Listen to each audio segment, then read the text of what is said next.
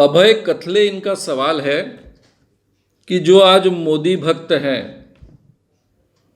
उनको कुछ लोग मोदी रुग्ण भी कहते हैं, ऐसे जो युवा लोग हैं वो कभी गांधी के विचारों को समझ पाएंगे? आज जो दोबारा मोदी चुनकर आए,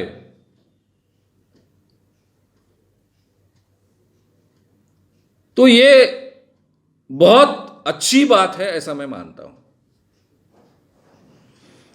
क्योंकि मोदी जी को तो अर्थव्यवस्था के बारे में कुछ समझता ही नहीं है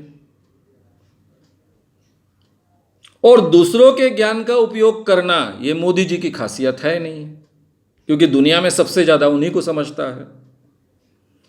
वो और शाह ऐसी एक जोड़ी है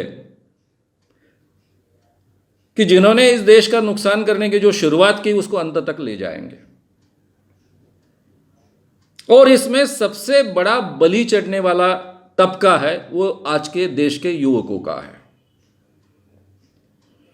अब मोदी भक्ति के जरिए तो उनका पेट भरने वाला नहीं है। इस देश में जिस ढंग की अर्थव्यवस्था की दिशा में हम जा रहे हैं, बुलेट ट्रेन से लेकर हर चीज की तरफ, उस दिशा में तो रोजगार बढ़ने वाला नहीं। और जो रोजगार बढ़ेगा वो इतना कम होगा कि रोजगार मांगने वाले की, चाहे पढ़े लिखे लोगों को रोजगार चाहिए वो संख्या हो, चाहे अनपढ़ लोगों को रोजगार चाहिए वो संख्या हो, वो इतने बड़े पैमाने पर बढ़ने वाली है कि ये बेकारी की समस्या ही, बेरोजगारी की समस्या ही इस देश को लेकर डूबने वाली है।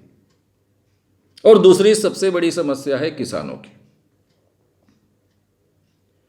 किसानों की आत्महत्याएं गए 5 सालों में दुगनी हुई। वो तो और बढ़ने वाली है, उसको कोई रोक नहीं पाने वाला है। क्योंकि जिस देश में पूंजीपति ही प्रधानमंत्री को चुनते हैं, करोड़ों रुपए इलेक्शन पर खर्च होते हैं, तो ये करोड़ों रुपए आते कहां से? यानी करीबन 27,000 करोड़ रुपए खर्च किए भाजपा ने, ऐसा कहा जाता है। 27,000 करोड़ रुपए आएंगे कहां से? तो पूंजीपतियों को तो उतना फायदा करके देना ही है। और पूंजीपति जिस ढंग की अर्थव्यवस्था इस देश में और बढ़ाएंगे, वो तो प्रॉफिट के लिए काम करते हैं। उस अर्थव्यवस्था में बेरोजगारी की समस्या बढ़ने वाली है, किसानों की आत्महत्या की और उनके गरीबी की, यानी किसानों के नंगे होने की समस्याएं बढ़ने वाली है। उनको तो न्याय मिलने वाला नहीं है। तो आगे के 5 सालों बाद क्या चित्र देश में पैदा होगा, ये आप ध्यान में रखिए। ये मैं सभी मोदी भक्तों को कह रहा हूं। हमारे प्रधानमंत्री को और शाह जी को बिल्कुल अर्थव्यवस्था का ज्ञान नहीं है, नहीं तो डीमोनेटाइजेशन का निर्णय वो कभी लेने की हिम्मत ही नहीं करते। थोड़ा भी अर्थशास्त्र जिसको समझ में आता है उसको डीमोनेटाइजेशन का भारत में क्या मतलब होता है ये समझ में आता है। उसके लिए कोई मनमोहन सिंह की जरूरत नहीं है। मनमोहन सिंह बहुत बड़े अर्थशास्त्री है, सामान्य इकोनॉमिक्स का ज्ञान होने वाले व्यक्ति को समझता है। तो जो व्यक्ति इस ढंग के निर्णय ले सकते हैं, वो व्यक्ति इस देश के अर्थव्यवस्था को कोई एक अनुकूल, जिसमें मैक्सिमम लोगों को न्याय मिले, इस देश के नए रोजगार प्राप्त करने के इच्छुक युवकों को न्याय मिले, ऐसी अर्थव्यवस्था तो आगे बढ़ाने वाले है नहीं, ना ही उनके हाथ में है। वो तो केवल कठपुतली है पूंजीपतियों की। तो इसलिए इनकी समस्याएं तो बढ़ने वाली है।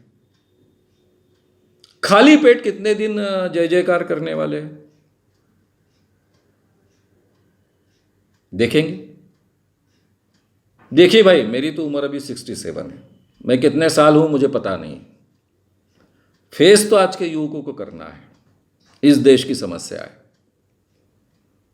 इस देश के जो भी बुरे परिणाम होने वाले हैं वो उनको ज़्यादा फेस करने हैं, क्योंकि ये देश मुझसे ज़्यादा उनका है। तो ये समस्याएं फेस करनी है। तो इसलिए उनको गांधी जी को तो समझना ही होगा। अगर अपने आप को बचाना है, देश को बचाना है, तो गांधी जी को समझना होगा। चाहे गांधी जी को नकारने के लिए समझना होगा, चाहे उनको स्वीकारने के लिए समझना होगा। आज की हमारी ये व्यवस्था क्यों है, हमारी ये हालत क्यों है, पढ़ाई पूरी करने के बाद भी हमें नौकरियां क्यों नहीं मिलती है, नौकरियां जो भी मिलती है उसमें कोई सिक्योरिटी क्यों नहीं मिलती है, क्यों ऐसी अर्थव्यवस्था है। इस दिशा देश का किसान मर रहा है तो इसमें से काफी बच्चे किसानों के भी है ना, जो पढ़े लिखे हैं, अच्छी पढ़ाई प्राप्त कर चुके हैं। तो वो एक तरफ अपने घर की परिस्थिति देख रहे हैं किसानों की, दूसरी तरफ उनकी खुद की परिस्थिति है। तो ये कब तक चुप रहेंगे, कब तक भजन गाते रहेंगे? पेट में जब तक आग नहीं जलेगी तब तक। अनाज उपलब्ध है लेकिन फोकट में मिल सकता है। सरकारी व्यवस्था कर सकती है कि हर बेकार को 5 किलो दिया जाएगा, 10 किलो दिया जाए, खाओ और रहो। तो ये असम्मानजनक भीख के आधार पर हम जीने वाले हैं, और ये देना भी संभव है कि नहीं, ये अलग बात है। तो ये सब चीजें, ये सभी समस्याएं सामने आने वाली है, इतना आसान नहीं है। इन सब प्रॉब्लम्स को एड्रेस करना पड़ेगा। 5 साल का हनीमून ठीक था कि नया नया सरकार है, नई सरकार को समय देना चाहिए, इतने जल्दी रिजल्ट्स कैसे मिलेंगे, ये विचार करना ठीक है। लेकिन आगे के 5 सालों में इन सवालों को अगर एड्रेस नहीं किया गया, और ये एड्रेस करने की क्षमता तो डेफिनेटली दोनों में नहीं है, इतना तो मैं कह सकता हूं जितना मुझे समझता है उसके आधार पर। और वो पूंजीपतियों के केवल हस्तक है। कैसे चुन के आए, क्या चुन के आए, इसके बारे में बहस हो सकती है, नहीं भी हो सकती है, उसके बारे में मैं कुछ नहीं कहूँगा। लेकिन इन चीज़ों को एड्रेस करने की क्षमता इन लोगों में नहीं है।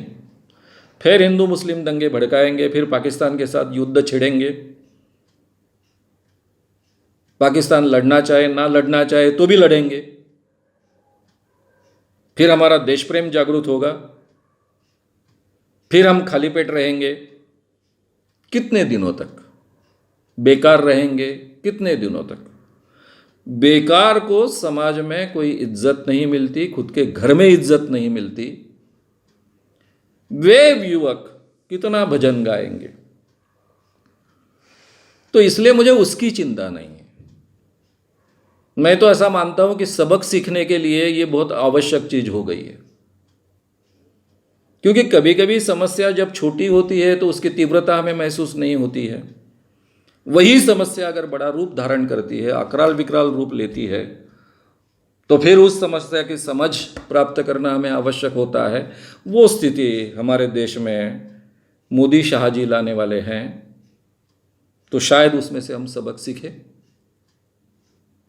फिर शायद हमको गांधी जी को समझने की आवश्यकता पड़े, फिर उनको स्वीकारना अस्वीकारना ये तय करना पड़े।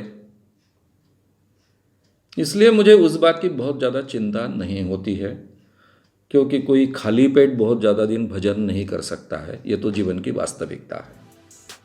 अगर आपको ये वीडियो पसंद आया हो तो उसे ज़रूर लाइक करें, लोगों में ये अवेयरनेस फैलाने में हमारी मदद करें। वीडियो को ज़रूर शेयर भी करें। तो हमारे YouTube चैनल श्याम मानव को विज़िट करें। ऐसे सारे वीडियोस का आनंद लेने के लिए हमारे चैनल को सब्सक्राइब करें। उसके लिए सब्सक्राइब बटन दबाएं। नए वीडियोस का नोटिफिकेशन पाने के लिए बेल आइकन दबाएं।